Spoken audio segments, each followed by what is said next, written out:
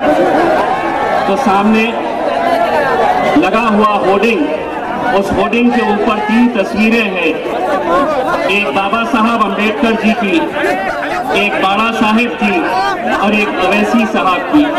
उस तस्वीर को देखकर ये यकीन हो रहा है कि बाबा साहब अम्बेडकर जी जिस नजर से देख रहे हैं वो ये सोच रहे हैं कि इस देश के लिए मैंने एक सपना देखा था, मेरे इस सपने को मेरे ये 2 शेर पूरा करने वाले हैं। दोस्तों, स्टेज के ऊपर बैठे बैठे बाड़ा साहब के हाथ में एक पुस्तक थी। वो पुस्तक को मैंने जब पढ़ा तो उसमें एक बात लिखी थी जो मैं सोचा आप तक पहुंचा दूं, क्योंकि मेरा आपका हम सब का यहाँ पर इकट्ठा होने का जो मकसद है वो इन 4 लाइनों के अंदर पूरी तरह से समझ में आता है। भाई, मैं ये कहना चाहता हूँ कि यहाँ पर जितने भी अवैसी साहब और अम्बेडकर साहब को चाहने वाले हैं वो बैठे हुए हैं, जो कांग्रेस को राष्ट्रवादी को चाहने वाले हैं वो खड़े हुए हैं। अब आपको साबित करना है कि आप किसको चाहते हैं, तो बैठ जाइए।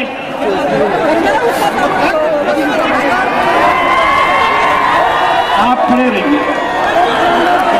तो मेरा ये 4 लाइनें आप लोगों को सुनाना चाहता हूं जो इस पुस्तक के अंदर है।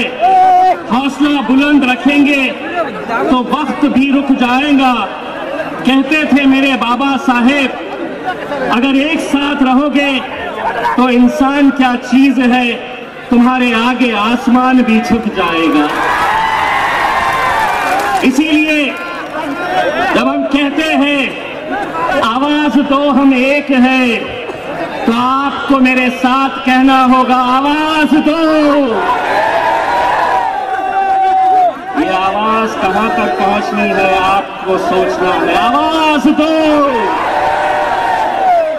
इस सभा के अंदर मौजूद वंचित बहुजन आघाड़ी के तमाम नेता और इसी सभा में मौजूद कांग्रेस, राष्ट्रवादी, शिवसेना और भाजपा के बड़े बड़े नांदेड़ के पदाधिकारी, आप सोच रहे होंगे कि वो यहाँ कहाँ है। मैं दावे के साथ देख जरूर रहे हैं और ये सोच रहे हैं कि अपनी तो वाट लगने वाली है। दोस्तों, मैं आज यहाँ पर बैरिस्टर असदुद्दीन अवैसी साहब जब आए, पिछले कई दिनों से कई सभाएं हो रही थी। मैं जैसे ही आज नांदेड़ शहर में आया तो एक पत्रकार ने मुझसे पूछा, क्या वैसी कुठे आहे ते दिसते नहीं। मी म्हटलं दुपारी या आता कॅप्चर करा, दोघं सोबत बसलेले आहे आणि तुम्हाला जे दाखवायचे, जे बोलायचे बोला। या राज्यामध्ये तुम्ही कितीही प्रयत्न केला, अवैसी आणि अम्बेडकर साहेब हे एकत्र राहणार म्हणजे राहणार। बहुत कोशिशें चल रही है कि किसी तरह से कैसे इसको कमजोर किया जाए, उनको ये पता नहीं है। आज का ये जन समुदाय देखकर मैं एक बात बाड़ा साहब आपको यकीन के साथ कहता हूं, जिस समाज के साथ उसकी माएं और बहनें जुड़ी हुई हैं उस समाज को कोई नहीं हरा सकता। मैं सलाम करता हूं मेरी इन मां और बहनों को जो दोपहर की तपती धूप के अंदर यहां घंटों बैठी है, ये संकल्प लेकर कि 70 सालों तक मेरे समाज का इस्तेमाल किया गया है। अब ये संकल्प लेकर बैठी है कि 2019 के अंदर बाबा साहब ने एक सपना देखा था, एक ऐसा सपना कि अवैसी साहब के सर पे नीला फेटा हो और बाबा साहब के सर पे हरा फेटा हो। ये सपना देखा था। और अब ये रंग 2019 में अगर यही हाल रहा और ये संकल्प लेकर उठेंगे, अगर बाबा साहब को सही मानने वाले हैं, पूरी आस्था श्रद्धा रखते हैं अपने बाबा साहब के अंदर, तो एक बात तय करके उठना। बाबा साहब ने जो पहल की है, जो कोशिश की है कि 70 सालों से जिन समाजों को महज वोटिंग के लिए इस्तेमाल किया जाता था, मुसलमानों तुम्हारा काम से वोट देना है, दलितों तुम सत्ता में आने का कभी सोचना भी नहीं, तुम्हारा काम से वोट देना है, बहुजनों तुम हमें वोट देते रहना, हम सत्ता में जाकर बैठेंगे।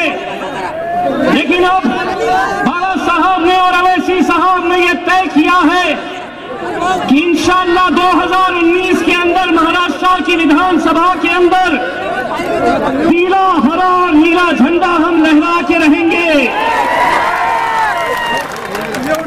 लेकिन आपको लगता है ये इतना आसान है? ये आसान मैं इसलिए नहीं कहता हूं, जो पुस्तक बाबा साहब के हाथ में थी, उस पुस्तक के अंदर और 4 बातें लिखी है। बातें कड़वी हो सकती है, लेकिन गौर करना क्योंकि सच्ची है।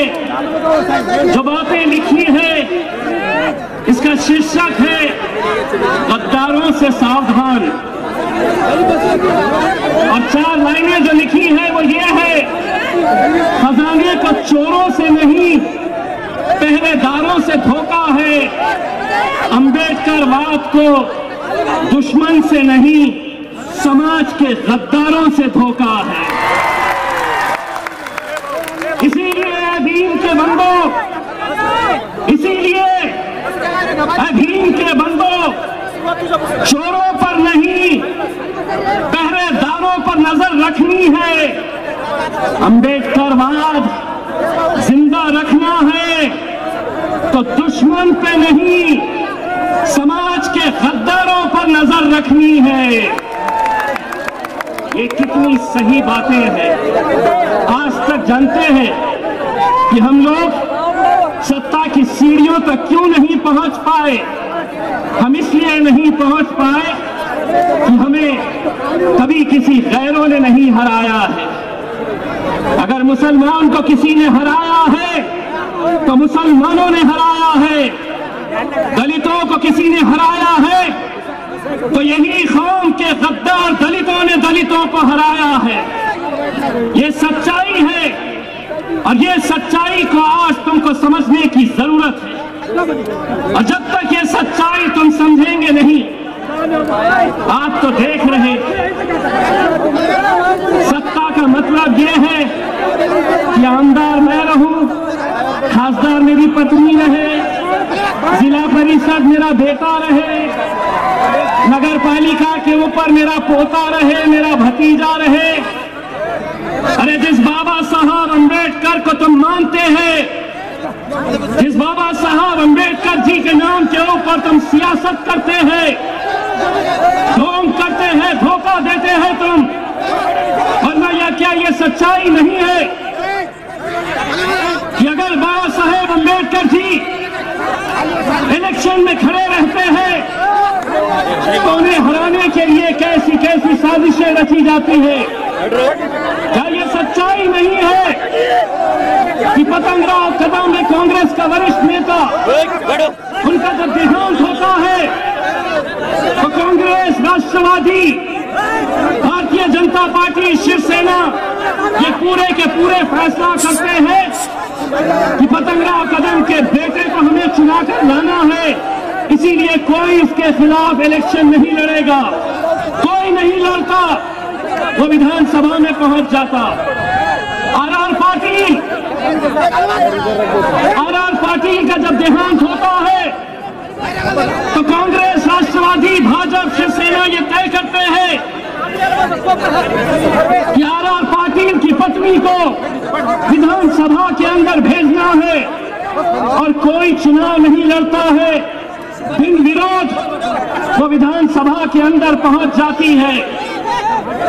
2009 में 2014 के अंदर बाबा साहेब अंबेडकर जी को, अरे ये तुमको तय करना है कि इस देश के अंदर आर पाटिल का परिवार बड़ा है, पतंगराव कदम का परिवार बड़ा है, या बाबा साहब अंबेडकर का ये परिवार बड़ा है, ये तय करना है।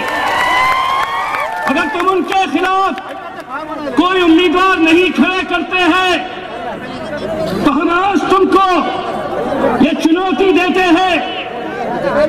हम आज इस प्लेटफॉर्म के जरिए तमाम राजनीतिक पार्टियों को ये कहते हैं कि ये अकेले बाबा साहेब अंबेडकर ये नाम नहीं है, बाबा साहेब अंबेडकर बाबा साहब अंबेडकर का खून है। और अगर तुम उनके खिलाफ षड्यंत्र रचते हैं, साजिशें रचते हैं, खेल खेलते हैं, तो हमने भी बाला साहब को एक जबान दिए है। हमने बाला साहब से कहा है कि बाला साहेब महाराष्ट्र की किसी भी सीट के ऊपर आप हाथ रखिए, इंशाअल्लाह ये मजलिस की जिम्मेदारी रहेगी। हम तन मन धन से पूरी ताकत के साथ बाला साहेब को, और ये कहते हैं नहीं हमारा बाला साहेब चालता एमआईएम नहीं चलता, बाला साहेब चालता अवैसी नहीं चलता। क्यों अवैसी पसंद नहीं आता? इसलिए पसंद नहीं आता है ना कि बहुत बोलता है, और तुम्हें वो लोग चाहिए जो उठ बोले तो उठेंगे, बैठ बोले तो बैठेंगे। अरे अवैसी साहब ने इस मुल्क के मुसलमानों को, दलितों को बोलने का जो अधिकार दिया है और एक सोच दी है, और अब सिर्फ अवैसी साहब नहीं बोलते हैं, यहाँ का बच्चा बच्चा बोलता है। हम अंगूर को अंगूरी कहेंगे, लंगूर को लंगूरी कहेंगे। तुम अगर कहेंगे कि ऐसा बोलो, हम तुमको बोलेंगे ये खाना है तो इस देश में रहना नहीं, पाकिस्तान चले जाओ। ये जब से भाजपा आई है, जब से शिवसेना आई है, ऐसा पहनो, ये बोलो, ये खाओ, नहीं तो जाओ। अब हम नांदेड़ की सरजमीन से बहुजनों के, दलितों के, मुसलमानों की तरफ से एक बात कहना चाहते हैं कि सभी का खून शामिल है इस मिट्टी में। ये मुल्क तुम्हारे बाप की जागीर नहीं है, सभी का खून शामिल है इस मिट्टी में। मेरे भाई, हम आज आपसे सिर्फ इतना कहने के लिए आए, इस तरह के जलसे तो होते रहेंगे, लेकिन आप लोगों को ये सोचना है कि अगर हमारा लक्ष्य विधानसभा है तो उस विधानसभा के लिए, उस लोकसभा के लिए हमें बहुत जद्दोजहद और मेहनत करने की जरूरत है। और मुझे पूरा यकीन है कि आप बाबा साहब को चाहने वाले हैं, हम बाबा साहब को चाहने वाले हैं। और आज इस सभा में उठने से पहले हम ये वचन लेकर उठते हैं कि कुछ भी हो जाए, कितने भी आ जाए, कौम के गद्दार जो करना चाहे करे, लेकिन हम अगर इस महाराष्ट्र के अंदर कोई एक आवाज के ऊपर चलेंगे तो वो आवाज होगी सिर्फ और सिर्फ बाबा साहेब अंबेडकर जी की आवाज होगी। बहुत बहुत धन्यवाद।